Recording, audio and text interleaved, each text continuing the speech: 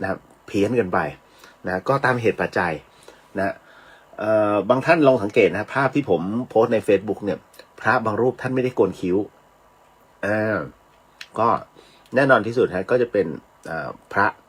ที่เป็นนิกายทางฝั่งนู้นนะครับซะส่วนใหญ่นะฮะส่วนพระที่โกนคิ้วก็คือตามพระวินัยนี่แหละของเรานะฮะ เดี๋ยวสักครู่แล้วกันนะครับขอเมตตาให้หลายๆท่านได้ร่วมเข้ามาก่อนวันนี้นิดนึงนะฮะถ้าผมไม่ได้ทักท่านใดขอโอโหสิมาที่นี้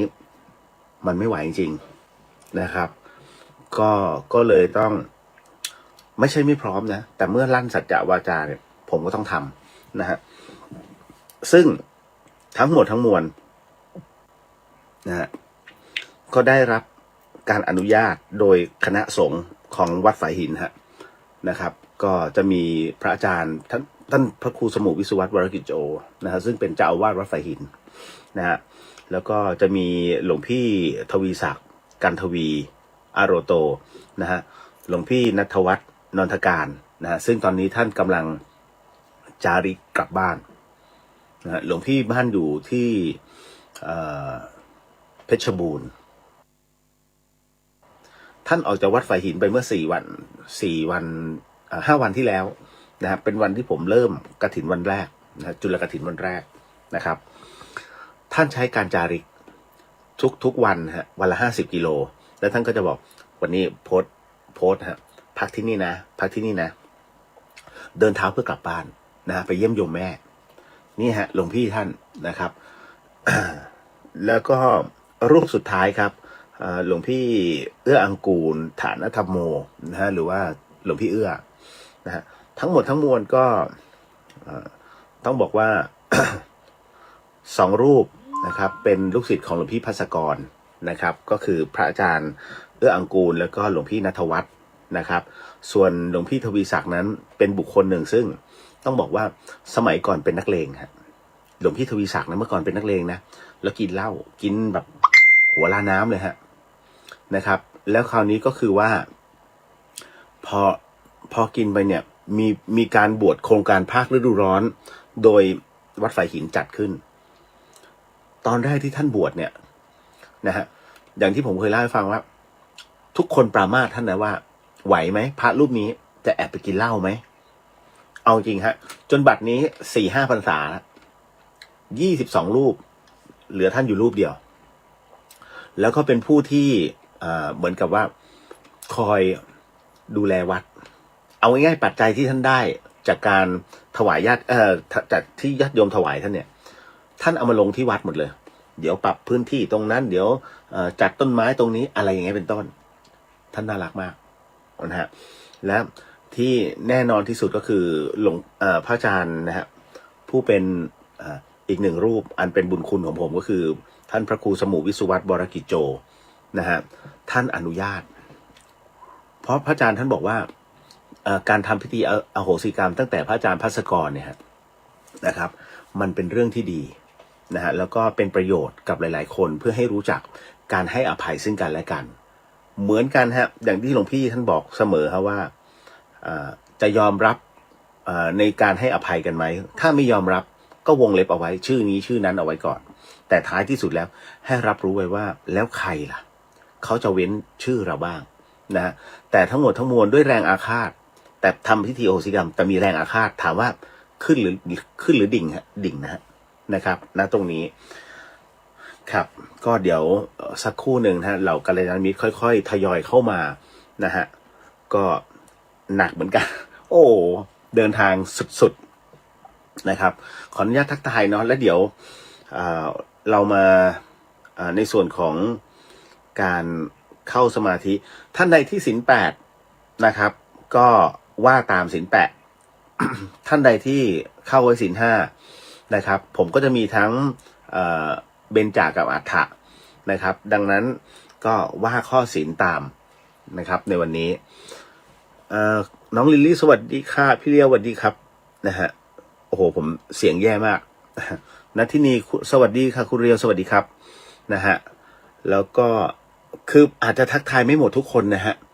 นิดนึงเพราะว่าโอ้สุดๆเหมือนกัน นะครับ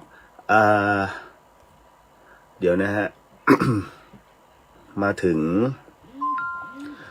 เบนบอกว่าสวัสดีค่ะพี่เรียวดูเพลียนะคะ ดูรู้เลยตาผมโรยใช่ไหมนะฮะก็เข้าใจฮะนะครับแต่ไม่เป็นไรคือทำไงฮะคือที่กล้าทำไม่ใช่เพราะผมข้าวหารพอดีว่ามีคณะสงฆ์ท่านรับรองพอมีคณะสงฆ์ท่านรับรองเนี่ยผมก็ลอยตัวนะฮะเพราะท่านช่วยตรงนี้อยู่นะครับต่อมาขจรศิลป์สวัสดีครับพี่เลียวสวัสดีครับนะฮะพี่สุวรรณยาสวัสดีค่ะโมทนากับทุกบุญนะคะนะฮะหายไปไวนะน้องครับผมนะฮะคุณนุ้ยวันสุดท้ายของกฐินค่ะใช่ฮะเพราะว่าวันนี้ถ้าเลยเที่ยงคืนไปจบเลยนะฮะจริงๆเนี่ยจุลกฐินเนี่ยมันต้องทำเมื่อวานแล้วเขาต้องเสร็จเพื่อถวายกฐินภายในให้จบก่อนเที่ยงคืนหลังเที่ยงคืนไปเป็นพระป่าทันทีเขาถึงว่าเป็นกฐินเฉพาะการมันดูเล็กจุลเนี่ยมันเล็กแต่จริงๆมันยิ่งใหญ่มันทำยากนะฮะเขาจึงกลัวพลาดก็เลย1สมมุติผ้าขึ้นมา2กูล่นมาหน่อยอย่าเพิ่งเอาเป็นอาทิตย์สุดท้ายคือเขากลัวพลาดเพราะว่าจุลกฐินเนี่ยไม่ว่าจะเป็นเหนือและอีสานเนี่ยฮะเวลาเขาทำเนี่ยใช้คนเยอะจริงๆครับนะฮะต่อมาคุณก้าวสวัสดีค่ะคุณเรียวสวัสดีครับนะฮะคุณพรกมลสวัสดีค่ะคุณเรียวหายป่วยไวๆนะขอบพระคุณนะฮะก็ถ้าจะหนักคืนนี้นะฮะโอ้โหมันเวียนหัวฮะแล้วก็รถมันเวียงคือดอยอินระหว่างแม่แจ่มเนี่ยฮะขุนยวมมาเรื่อยๆแล้วเป็นรถตู้นะฮะแล้วเขาเปิดกระจกและคันหน้าเวลาเขาอัดขึ้นดอยควันไงนะฮะโอ้สุดๆเหมือนกันตามมาด้วยคุณจันยาสวัสดีค่ะคุณเรียวรักษาสุขภาพด้วยนะขอบพระคุณนะฮะคุณเมธาศิสวัสดีครับพี่เลียวขอโมทนาทุกบุญกับพี่เลียวแล้วก็กัลยาณมิตรทุกท่านด้วยครับโมทนาสาธุฮะก็ทำได้เท่าที่ทำได้นะเพราะผมคือบางคนก็ไม่รู้หรอกนะว่าเฮ้ยจะต้องคือผมก็ไม่ได้เจาะจงนะครับว่าใครจะร่วมหรือไม่ร่วมนะเพราะว่ากฐินเนี่ยผมทำอยู่แล้วนะแต่บังเอิญว่าเหมือนกับหลายๆท่านจับจุดได้ก็ผม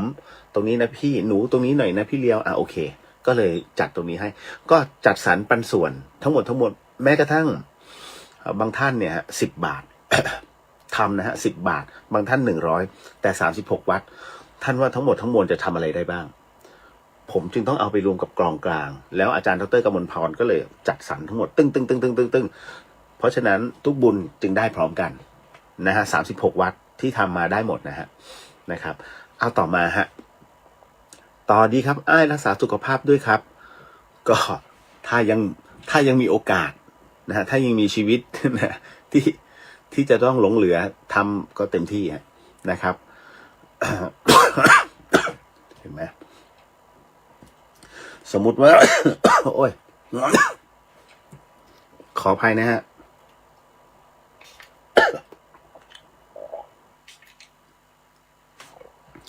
นิดนึงฮะพอดีเขาบอกว่าถ้าไอต้องรีบพ่นนะฮะคุณจินนัชชาภาพอาจจะไม่สวยดูไม่สุภาพต้องขอโอ้โหสีนะตัวนี้มันไม่สบายจริงๆฮะแต่จำเป็นต้องทำนะฮะคุณวรินอยากให้พี่เลียวได้พักผ่อนมากๆครับเดี๋ยวจบอันเนี้ยผมไม่จัดรายการต่อก็จบปุ๊บจบกันแล้วก็นะฮะต่างคนต่างแยกย้ายผมเรียนพระอาจารย์ไว้แล้วนะฮะแล้วก็ขอหยุดพักก่อนนะฮะสักจริงๆจะขอ 3-4 วันแต่พระอาจารย์บอกเอาไปเลย10 กว่าวันได้ครับ คุณจินนัชชาสวัสดีค่ะคุณเรียวโมทนาสาธุกับบุญกุศลจุลกฐินแล้วก็กฐินตกค้างวันนี้ไหวไหมคะทำแบบย่อสุดก็ได้ค่ะไหวครับนะฮะไม่เป็นไรอย่างน้อยพระอาจารย์วิศวัตรนั่งอยู่หน้าปัดละท่านช่วยอยู่แล้วฮะคุณวรินทร์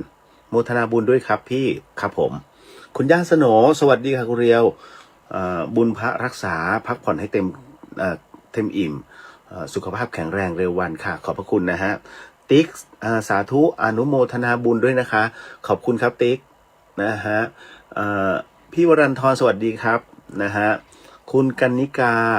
นะฮะโมทนาสาธุสวัสดีค่ะนะครับ คุณเพนสวัสดีครับพี่เลียวสวัสดีครับผมนะฮะแล้วก็มาถึงคุณจินชาที่ปลายความที่หลายโค้งความที่เหนื่อยทานอาหารสดเกินไปครั้งนั้นพอลงมาคุณแม่เข้าโรงพยาบาลที่เชียงใหม่เช่นกันโอ้โหนะฮะอันตรายมากการเดินทางด้วยรถตู้นะฮะเข็ดเลยฮะคุณอุทิศพี่อุทิศบอกว่าน้อมสวัสดีค่ะคุณเรียวน้อมกราบโมทนาสาธุสาธุสาธุนะฮะครับพี่โมทนาสาธุนะฮะขอให้คุณได้สุขภาพแข็งแรงขอให้คุณพระคุ้มครองคุณเรียวด้วยขอบคุณฮะผมขอหลวงพี่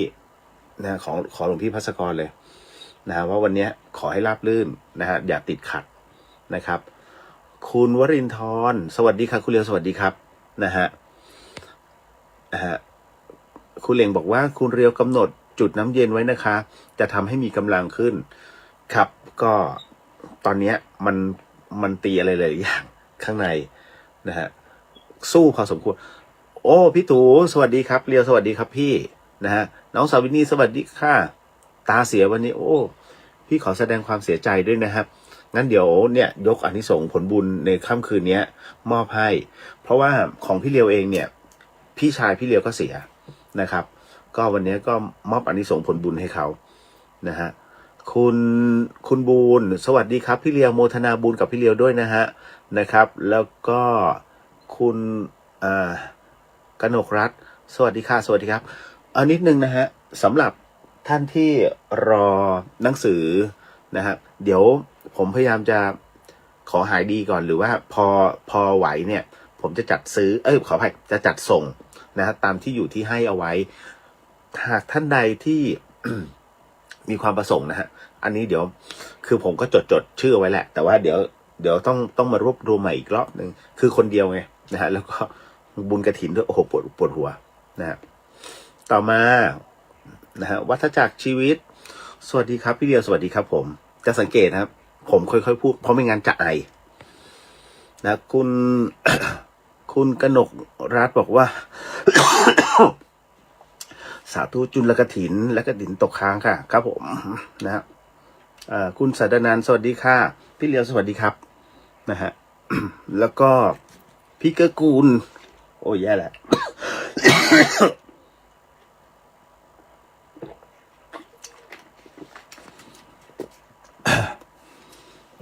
พี่เกื้อกูลบอกว่าสวัสดีค่ะคุณเรียวเดี๋ยวขอทักเสร็จปุ๊บปั๊บไปเลยเล่นกันพี่กระลอกสวัสดีครับน้องชายอนุโมทนาสาธุนะครับครับพี่ขอบพระคุณครับนะ เพื่อไม่ให้เสียเวลานะครับเล่นเลยครับก็คือจบแค่ไหนแค่นั้นเนาะนะครับเพราะว่าอันเนี้ย เต็มกำลังแล้ว ขออนุญาตนะครับ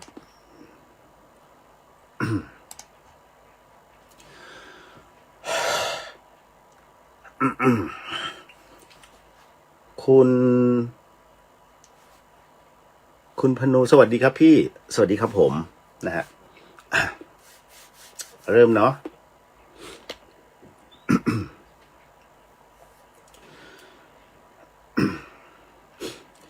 นะโมตัสสะภะคะวะโตอะระหะโตสัมมาสัมพุทธัสสะนะโมตัสสะภะคะวะโตอะระหะโตสัมมาสัมพุทธัสสะนะโมตัสสะภะคะวะโตอะระหะโตสัมมาสัมพุทธัสสะให้เวลาเตรียมตัวกันนะครับ ถ้าท่านใดพร้อมแล้วเนาะ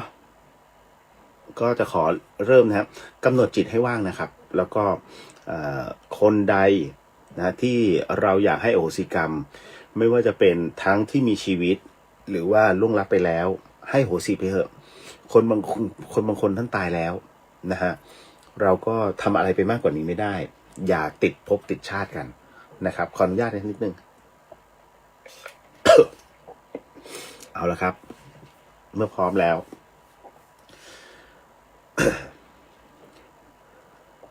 ขอบรมพุทธานุญาต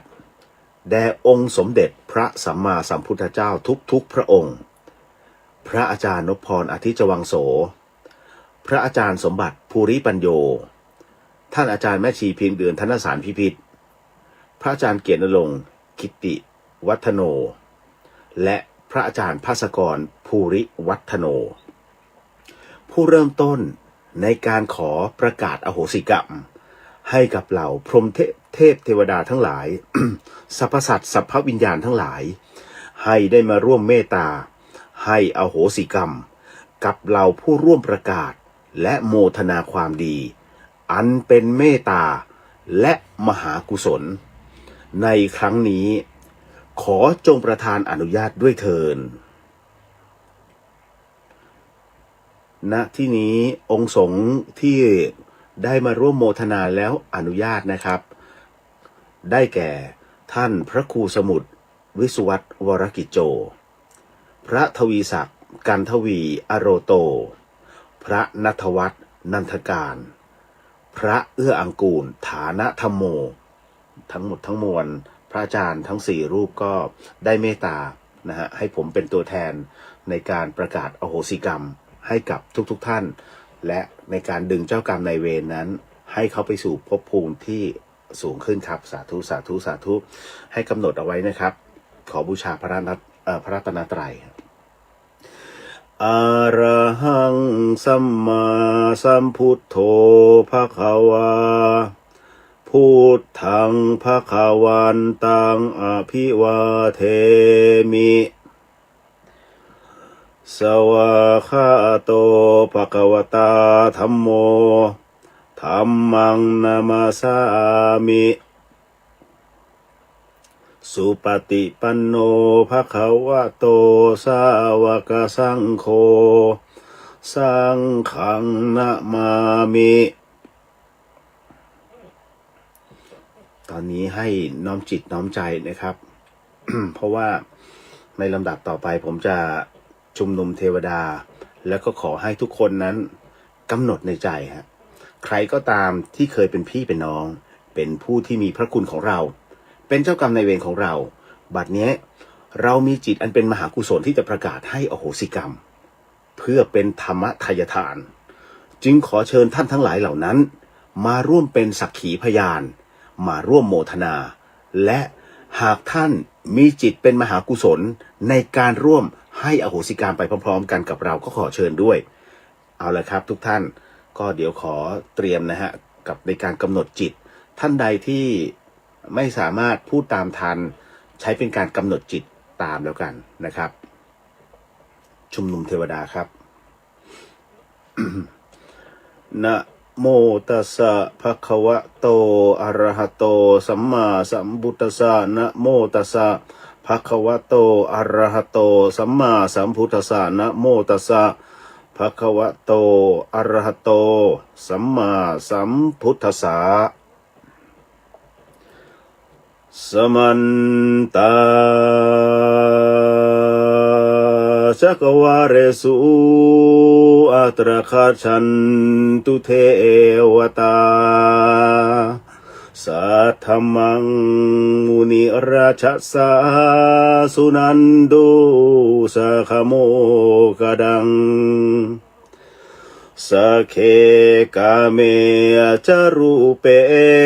คิริสิขรตเตจันตลิเควิมาเนทีเปรเทจะขาเมตรุวนคหเนเคหาวัตถุมหิเคเตอุมมาอาจายันตุเทวาชลทาลวิสเมยคาคันทพนาอาคาติทันตาสันติเกยังมุนิวรวจนังสาทโวเมสุนันตุธรรมสวนกาโลอายัมพทันตาธรรมสวนกาโลอายัมพทันตาธรรมสวนกาโลอายัมพทันตาโมทนาสาธุโมทนาสาธุโมทนาสาธุขอพระบรมพุทธานุญาตขอพระองค์ทรงประทานพระวโรกาสให้ข้าพระพุทธเจ้าและคณะพร้อมด้วยพรหมเทพเทวดาทั้งหลายสรรพสัตว์ทั้งหลาย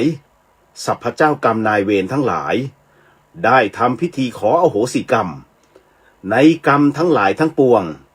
ที่ข้าพเจ้าทั้งหลายได้เคยประมาทล่วงเกินแก่องค์พระศาสดาสัมมาสัมพุทธเจ้าพระธรรมเจ้าพระอริยสังฆเจ้าท่านผู้ทรงคุณพระคุณความดีและบารมีธรรมทั้งหลายด้วยกายก็ดีด้วยวาจาก็ดีหรือแม้ด้วยใจก็ดีนับแต่อดีต16อสงไขยแสนกันจนถึงปัจจุบันชาติเพื่อความหมดเวรสิ้นกรรม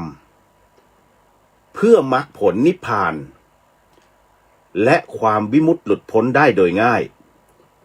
ในฉับพลันนี้ด้วยเทินนะโม3จบนะครับนะโมตัสสะภะคะวะโตอะระหะโตสัมมาสัมพุทธัสสะนะโมตัสสะภะคะวะโตอะระหะโตสัมมาสัมพุทธัสสะนะโมตัสสะภะคะวะโตอะระหะโตสัมมาสัมพุทธัสสะสัมมาสัมพุทโธปมาเทนะทวารัตเยนะกตังสัพพังอปราทังขมตุโนพันเตสวาขาโตภควตาธัมโมปมาเทนะทวารัตเยนะกตังสัพพังอปราทังขมตุโนพันเตสุปฏิปันโนภควโตสาวกสังโฆปมาเทนะทวารัตเยนะกตังสัพพังอปราทังขมตุโนพันเตรัตนัตเยปมาเทนะทวารัตเยนะกตังสัพพังอปราทังขมตุโนพันเตสังโฆอริยสังโฆปมาเทนะทวารัตเยนะกตัง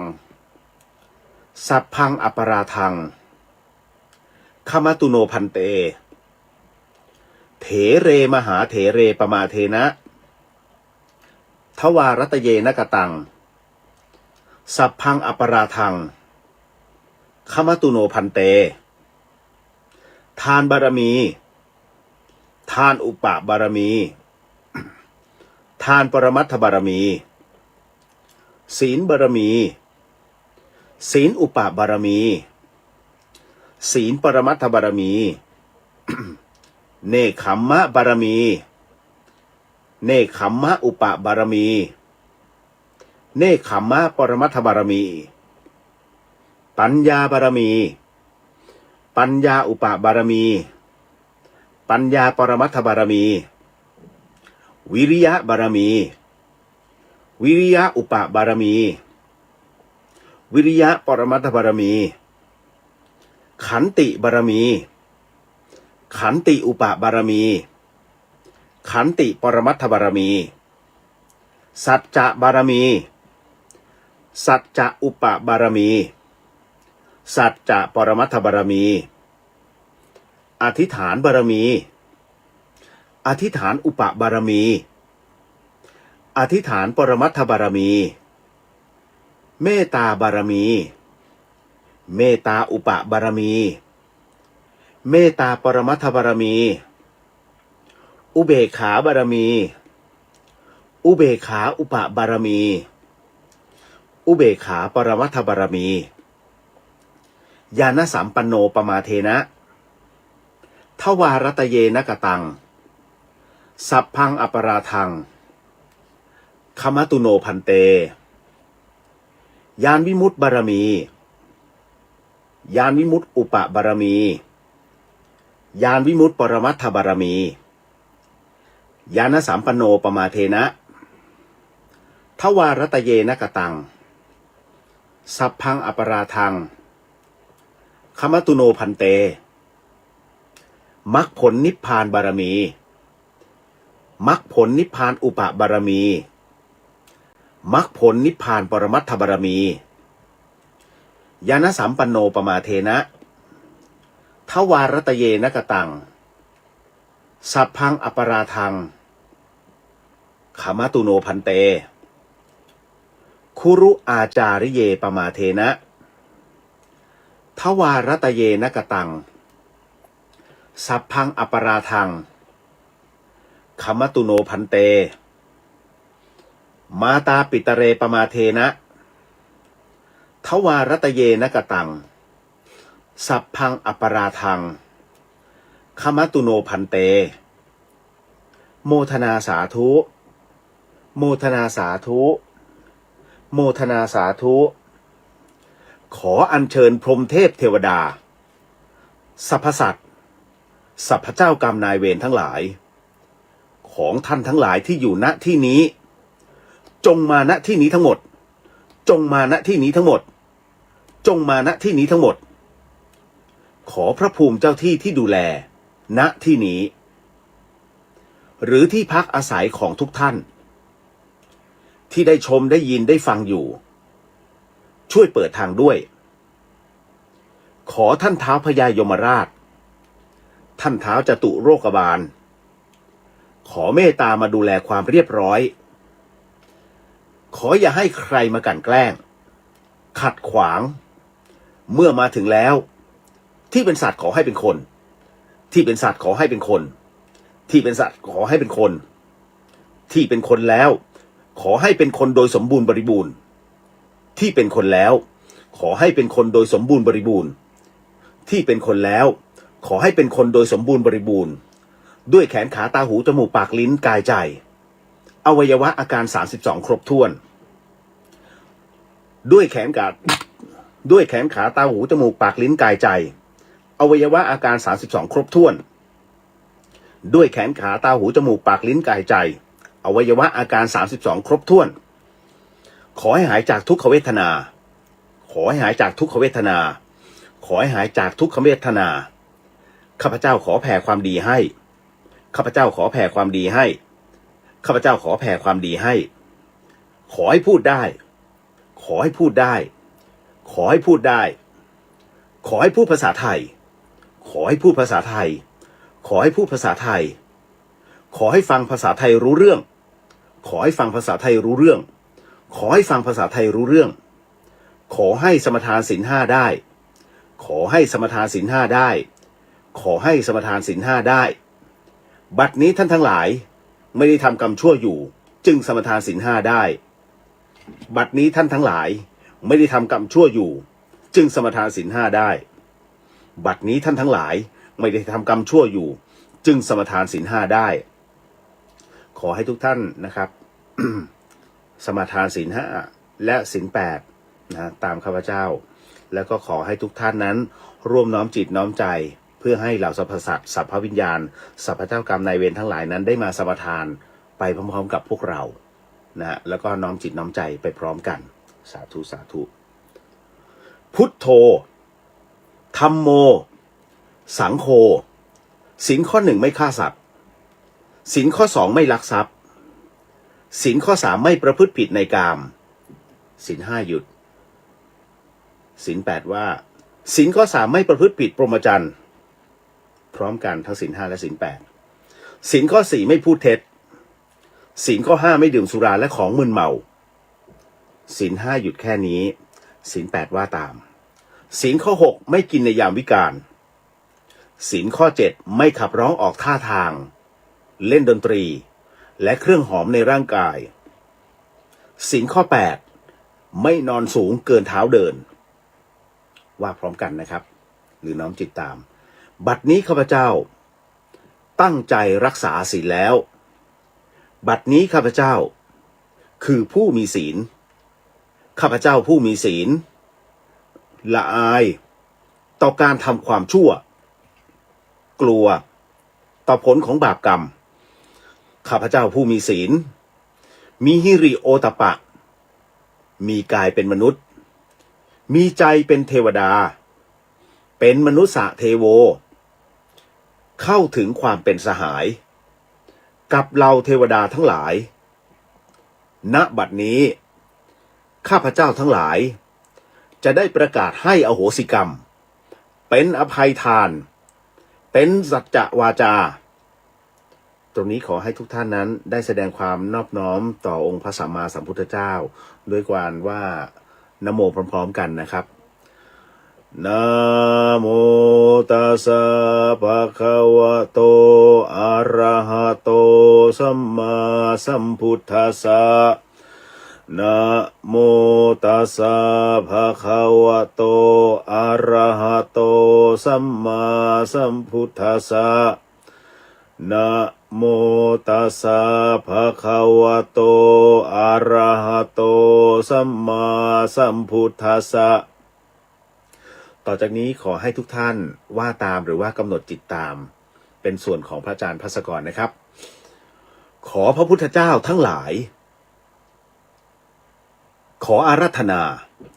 พระสัมมาสัมพุทธเจ้าพระธรรมเจ้าพระอริยสังฆเจ้าพระปัจเจกพุทธเจ้าพระอสีติมหาสาวกเจ้าพระอรหันตสาวกเจ้าทุกพระองค์ท่านท้าวพญายมระท่านท้าวจตุโลกบาลพระสยามเทวาธิราชและคณะทุกพระองค์ขอจงโปรดเมตตากรุณา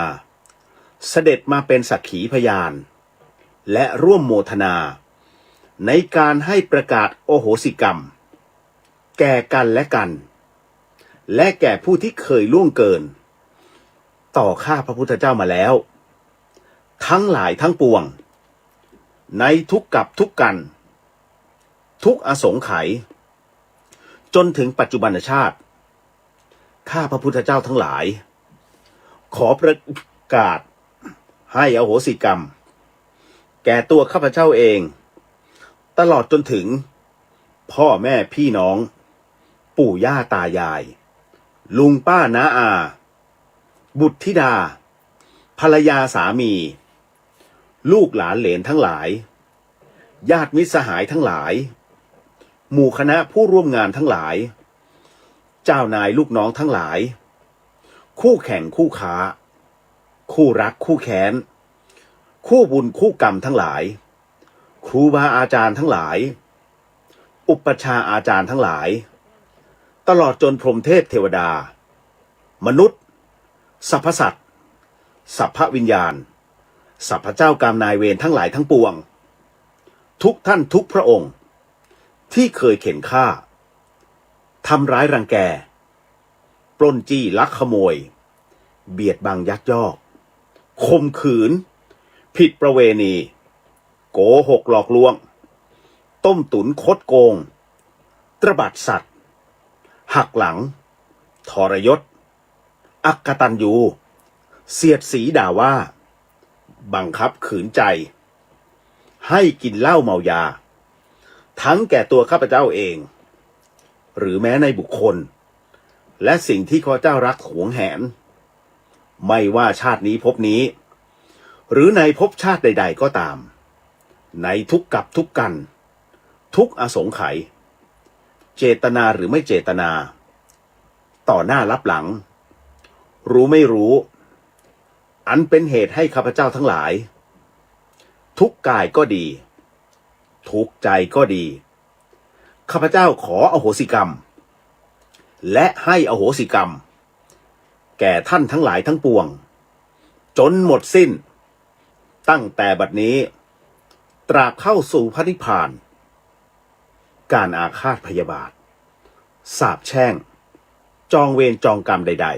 ๆที่ข้าพเจ้าได้เคยประกาศไว้หรือผูกใจเก็บไว้ในชาตินี้ภพนี้หรือในภพชาติใดๆก็ตามข้าพเจ้าขอให้อโหสิยกเลิกให้เป็นโมฆะทั้งสิ้นเพื่อให้หมดเวรสิ้นกรรมต่อกันและกันนับแต่บัดนี้ตราบจนถึงพระนิพพานขอให้เราท่านทั้งหลายที่อยู่พร้อมกันในที่นี้ตลอดจนพ่อซื้อแม่ซื้อพ่อเกิดแม่เกิดพรหมเทพเทวดาที่ปกปักรักษาข้าพเจ้าทั้งหลายจงทราบว่าบัดนี้ข้าพเจ้าทั้งหลายได้ให้อโหสิกรรม แก่กันและกันแล้วและจะไม่ให้เอาการกระทำใดๆทั้งหลายในอดีตมาเป็นเหตุทำร้ายทำลายหรือเบียดเบียนซึ่งกันและกันอีกต่อไปข้าพระพุทธเจ้าทั้งหลายขอโมทนาความดีกับสมเด็จพระสัมมาสัมพุทธเจ้าพระธรรมเจ้าพระอริยสังฆเจ้า พระปัจเจกพุทธเจ้าพระอสีติมหาสาวกเจ้าพระอรหันตสาวกเจ้าทุกพระองค์ท่านท้าวพญายมราชท่านท้าวจตุโลกบาลและพระสยามเทวาธิราชและคณะทุกพระองค์ได้โปรดเมตตากรุณาเสด็จมาเป็นสักขีพยานในการให้อโหสิกรรมของข้าพระพุทธเจ้าทั้งหลายโมทนาสาธุโมทนาสาธุโมทนาสาธุด้วยอานิสงส์แห่งการให้อโหสิกรรมนี้ ขอให้เจ้ากรรมนายเวรทั้งหลายทั้งปวงของข้าพเจ้าจงกรุณาให้อโหสิกรรมแก่ข้าพระพุทธเจ้าโดยง่ายเทินโมทนาสาธุโมทนาสาธุโมทนาสาธุขอให้กรรมทั้งหลายจงเป็นอโหสิขอให้กรรมทั้งหลายจงเป็นอโหสิขอให้กรรมทั้งหลายจงเป็นอโหสิขอให้วิบากกรรมชั่วและโรคภัยทั้งหลายทั้งปวงจงยุติการส่งผลขอให้วิบากกรรมชั่วและโรคภัยทั้งหลายทั้งปวงจงยุติการส่งผลขอให้วิบากกรรมชั่วและโรคภัยทั้งหลายทั้งปวงจงยุติการส่งผลขอให้วิบากกรรมดีทั้งหลายทั้งปวงจงส่งผลสำเร็จขอให้วิบากกรรมดีทั้งหลายทั้งปวงจงส่งผลสำเร็จขอให้วิบากกรรมดีทั้งหลายทั้งปวงจงส่งผลสำเร็จโมทนาสาธุโมทนาสาธุโมทนาสาธุขอให้ข้าพเจ้าพร้อมด้วยพรหมเทพเทวดาสรรพสัตว์สรรพวิญญาณสรรพเจ้ากรรมนายเวรทั้งหลายทั้งปวงจงสำเร็จมรรคผลนิพพานในชาติปัจจุบันโดยเร็วพลันเทินให้อโหสิให้อโหสิให้อโหสิขออโหสิขออโหสิขออโหสิให้อโหสิให้อโหสิให้อโหสิขออโหสิขออโหสิขออโหสิให้อโหสิให้อโหสิให้อโหสิสาธุสาธุสาธุอนุโมทามิสาธุครับนะฮะก็ขออโหสิกับทุกท่านนะครับที่อยู่ณตรงนี้รวมไปถึงคุณผู้ฟังทางบ้านทาง FM 104.50 เมกะเฮิรตซ์รวมไปถึงครูบาอาจารย์ญาติสนิทมิตรสหายเพื่อนฝูงทั้งหลายที่ข้าพเจ้านั้นได้เคยล่วงเกินหรือว่าทำอะไรก็ตามขอโอสิและก็ให้อโหสิเช่นกันนะฮะขอโอสิและก็ให้อโหสิทุกท่านในนาที่นี้ด้วยนะครับสาธุสาธุสาธุนะฮะเดี๋ยวขออนุญาตขอเชิญเทวดาหน่อยฮะ นะโมตัสสะภะคะวะโตอะระหะโตสัมมาสัมพุทธัสสะนะโมตัสสะภะคะวะโตอะระหะโตสัมมาสัมพุทธัสสะนะโมตัสสะภะคะวะโตอะระหะโตสัมมาสัมพุทธัสสะทุกขปัตตาจนิทุกขาพยาปัตตาจนิพยาโสกปัตตาจนิโสกาโหตุสัพเพปิปานิโนเอตาวตาจะอัมเหหิสัมปตังบุญญาสัมปตังสัพเพเทวานุโมทันตุสัพพสัมปัตติสิทธิยาทานังทัทันตุสัทธยาสีลังรักขันตุสัพพทาภาวนาพีรตาโหตุคาชันตุเทวตาคตา สัพเพพุทธาภรปัตตาปเจกานันจะยังพระลังอรหันตานันจะเตเชนะรักขันพันธามิสัพพะโสสาธุสาธุสาธุนะฮะก็ขออโหสิแล้วก็ให้อโหสินะฮะกับทุกท่านด้วยนะครับวันนี้อาจจะขาดตกบกพร่องเพราะว่าด้วยสภาพร่างกายที่ไม่สมบูรณ์จริงๆฮะเพราะว่าเป็นอะไรที่เดินทางไกลมากนะฮะแล้วก็อัดเต็มที่ฮะก็ ได้ดีว่าได้ครูบาอาจารย์นะฮะท่านก็มาช่วยนะตรงนี้ฮะ สาธุนะครับ ขออนุญาตครับ เอาละครับ ก็สิ่งหนึ่งสิ่งใดที่ผิดพลาดพลั้งไปก็ต้องขออโหสิกรรมมาณที่นี้ไม่ได้ตั้งใจหรือมีเจตนานะครับ ก็เดี๋ยวขออนุญาตเนาะคือจริงอยากจะทักทายทุกท่านแล้วก็ขออโหสิแล้วก็ให้อโหสินะครับกับทุกท่านแต่ว่าเนื่องจากว่าสภาพร่างกายผมไม่อำนวยจริงฮะไม่อำนวยจริงนะครับ ก็ เป็นอะไรที่ยังกังวลตัวเองอยู่ในเรื่องของสุขภาพนะก็อาจจะเป็นการโพสต์ Facebook ในเรื่องของการตอบคำถามกับหลายๆท่านคือเรื่องใหญ่ในเรื่องของหลายๆคนที่มักจะถามเข้ามาก็เป็นเรื่องของจิตวิญญาณท่านในเรื่องธรรมะผมเชื่อมั่นว่าหลายๆท่านเนี่ยไปถามครูบาอาจารย์ได้หมดแต่ถ้าในเรื่องจิตวิญญาณเนี่ยท่านจะตอบคลุมเครือไม่ใช่ท่านไม่รู้นะครับแต่บางอย่างที่ท่านชี้ลงไปเนี่ยบางทีถ้ามองไปเนี่ยมันจะเป็นเขาเรียกว่าดาบสองคมสำหรับท่านนะครับท่านสามารถอธิบายให้เราเข้าใจได้แต่บางคนที่ไม่หวังดีเนี่ยจะเอาสิ่งนี้ไปทิ่มแทงท่านเพราะฉะนั้นเวลาท่านเราจะได้คำตอบจากครูบาอาจารย์ซึ่งเป็นพระทั้งหมดทั้งมวลเนี่ยอาจจะได้แบบคลุมเครือเพราะท่านไม่ฟันธงนะฮะทั้งหมดทั้งมวลนะดังนั้นคำถามเหล่านี้จึงมาตกที่พี่เลียวทั้งหมดเลยนะฮะก็ขอบพระคุณนะฮะแล้วก็ ของราชมงคลที่ขออนุญาตนะฮะก็คือว่าราชมงคลที่เชิญผมมาเนี่ยผมต้องปฏิเสธเนื่องมาจากว่ามันไม่ว่างจริงนะครับคือเขาเอาง่ายๆสถาบันไหนเอาผมไปได้เก่งมันไม่ใช่ว่าอะไรนะฮะคือผมจะไม่ค่อยคือมันเสียกำลังเยอะเวลาไปตามสถาบันการศึกษาแล้วก็บรรยายอย่างเงี้ยเพราะว่าเด็กๆบางคนเขาไม่เชื่อมันไม่ถึงเวลาของเขาแล้วก็เหมือนกับเป็นช่วงลองของอ่ะเราก็ไม่เอาดีกว่าไม่รับอีกเลยนะฮะอันนี้ ก็ขอขอบคุณนะขอขอบพระคุณที่อุตส่าห์เห็นความเรียกว่าตั้งใจของผมในเรื่องของการถ่ายทอดทางพระพุทธศาสนานะฮะเอาละฮะเดี๋ยวขออนุญาต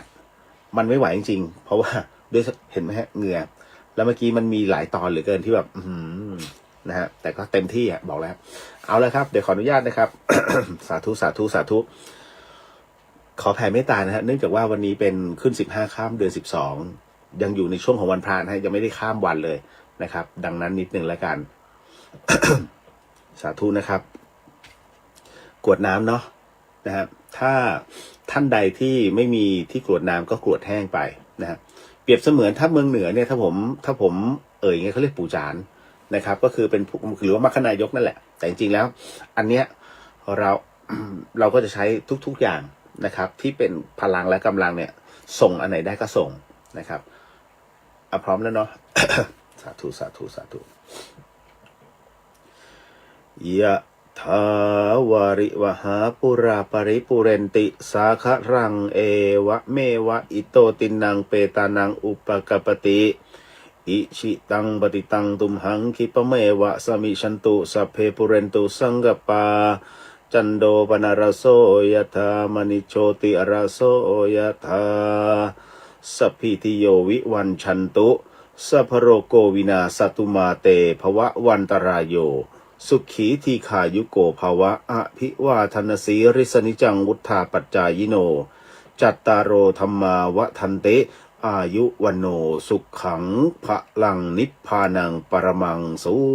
ขัง